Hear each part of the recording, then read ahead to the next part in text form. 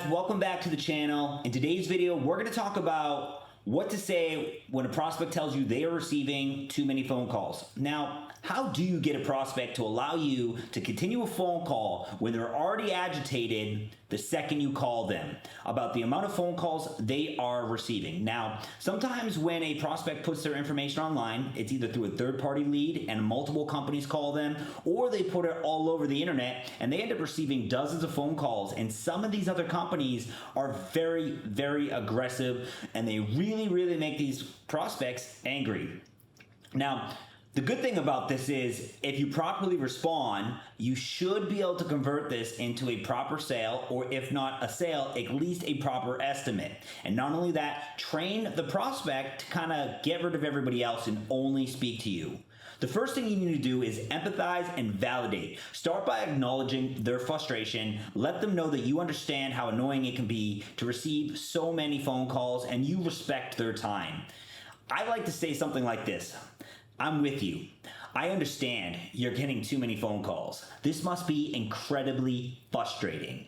Now, very simple line. We're going to put everything together line by line, but that's the first thing I say. Once again, I'm with you. I understand you're getting too many phone calls. This must be incredibly frustrating.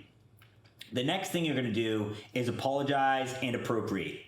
If your company has been part of the numerous calls they are receiving, apologize to them. Let them know you're sorry about the inconvenience, you're sorry about the experience for the excessive phone calls. Obviously, you're a mover and somebody submitted their information in, so you want to speak to them. You want to give them an estimate. Otherwise, why else did they put their information in? And obviously, they want to receive an estimate. Maybe they have, maybe they haven't, maybe they just got frustrated with the whole process. So the next thing you're going to tell them is, I'm very sorry to disturb you.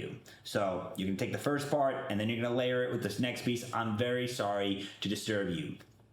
The next thing you need to do is provide context for the reason you're calling. You can do this very easy by saying something like this: I was only reaching out to you based on your inquiry to move. So you're saying it simple, letting them know you're only calling them because they inquired about a move and you're somebody that can help them facilitate this move.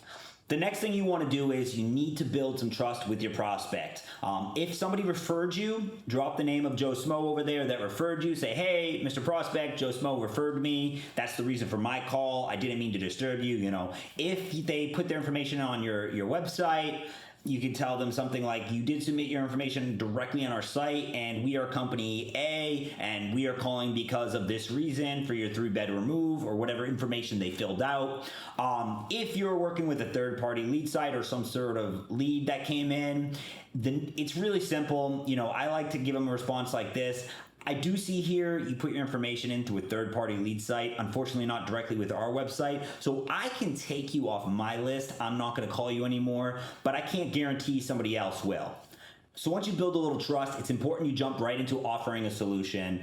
Make sure you demonstrate to this prospect that you understand their frustration. What I like to do is I like to kind of give them a little bit of pointer on how to get less calls, have less people follow up with them. This also helps eliminate other companies from being able to get an estimate out, making your competition a little bit less, increasing the probability you're going to close this prospect if you give them an estimate. What I like to say is something like this: now, if you're looking to eliminate some of the aggressive calls from all these other companies and sales reps, you should tell people you are not moving. People will definitely take you off your list right away, as they don't have an interest to speak to anybody that is not moving. Real simple, little line. Most like the prospect's gonna be like, yes, that's a great idea. I'm not gonna say I'm frustrated. I'm gonna tell everybody I'm not moving. What you just did is you coach them not to speak to the other companies. They're gonna speak to you. You're gonna increase your probability that you're gonna be able to close this prospect with less competition. Also, you're solving the problem. They're getting too many calls. You're now not becoming part of the problem. You're becoming part of the solution. Now, when you're doing this, it's very important you're always professional, you're polite, you're very, well-mannered, you maintain a nice and calm, even if they seem aggressive. Be polite, be calm, make sure you thoroughly speak to them, you say the right things, and avoid becoming defensive or confrontational, because those things will cause the prospect to get frustrated. They're going to hang up on you. You're going to sound bad, and there's absolutely no way you're going to turn this person, if you get frustrated, into a potential customer. So it's very important. Make sure you stay polite. So let's take everything we went over in this video and kind of consolidate in one response to this prospect. It's going to sound something like this.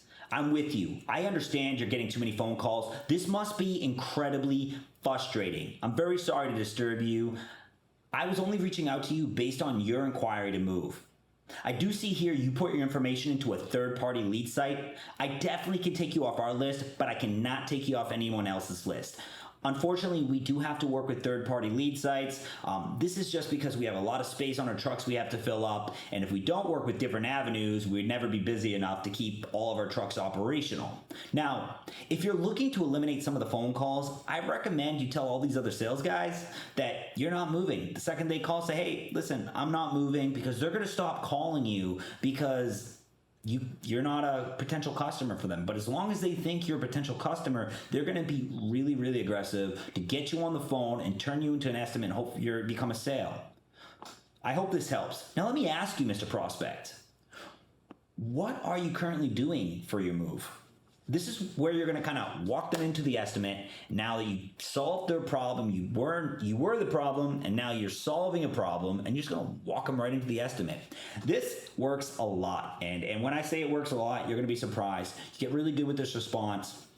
Practice it, or memorize it, read it on a flashcard every day until you become an excellent responder on this. This is an objection you should always be able to turn into an estimate. I'm not going to say a sale because it's an early objection, but you should be able to turn this into an estimate as long as they're allowing you to stay on the phone. Now, sounding good and professional early in the call is what's going to keep them on the phone. Maintaining calm, not freaking out, not getting aggressive or sounding frustrated is going to increase your chance that you're less likely to get hung up from the prospect when you first call them.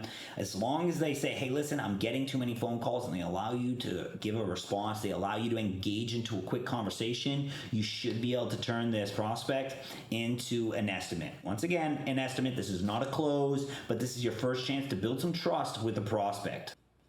Remember, the key is to show genuine empathy, provide a clear value proposition, make sure they feel it, make sure you remain that composure, and you're going to have a lot of success in this objection. Hey guys, if you found this video helpful, please hit the like button, please share, subscribe to the channel, and we'll definitely keep releasing a lot of content. Thanks guys, take care.